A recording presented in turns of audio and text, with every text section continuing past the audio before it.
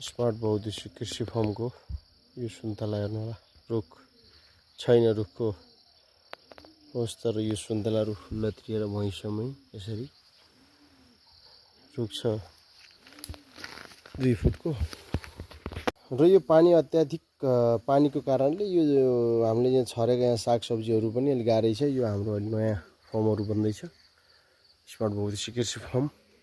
यसरी यहाँ अब लेस चल्ला हुर्काउनको लागि यहाँ यसलाई ठाउँ बनाइएको छ। कामहरू निर्माणाधीनमै छन् र हाम्रो यहाँ लोकल अन्डा पनि पार्या रहेछ कुखुराले।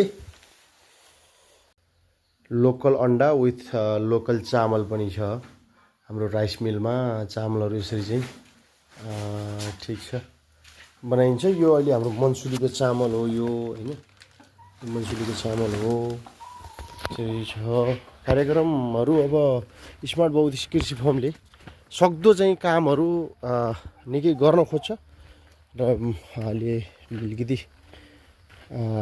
यहाँ चाहिँ सिस्टमलाई मिलाउँदै जानुपर्ने हुनाले यो मौसमले पनि यस्तो चाहिँ ल्याएर यस्तो यो तुवालो यस्तो यो धुवा यो के हो, यो पानी परेको परेछ, धान काटेर बिजोग भइरहेको छ र यस्तो हुनाले अहिले भकारो सुधारको कार्यक्रममा भकारो सुधार पनि हामीले गरिएको छ। एउटा मेसिनको यो फिताहरू अलिकति हेरेर चेक जाँच नगरी ल्याउनाले यो अलिकति यसले धोका दिएको छ र यहाँ भकारो सुधारको कार्यक्रममा यसरी सर बन्दैछ। यो भकारोहरू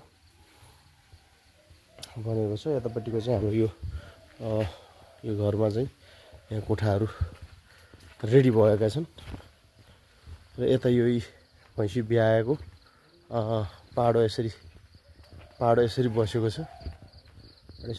अहिले हामीले आफ्ना भैँसीहरूलाई उतातिर लगेर स्थानान्तरण गरिएको। यस्तो यस्तो कार्यक्रम छ। अब कोदो पाक्ने बेला हुन लाग्छ, केराहरू यस्तो छ, पर ल्याउने बेला पानी यस्तरी परेर कार्यक्रम यस्तो छ। अब कुखुरा बजारमाको लागि रेडी बनाएर काट्नको लागि रेडी बनाइएको छ। यहाँ पानी आगो तताइएको छ। लोकल तरिकाले हुन्छ काम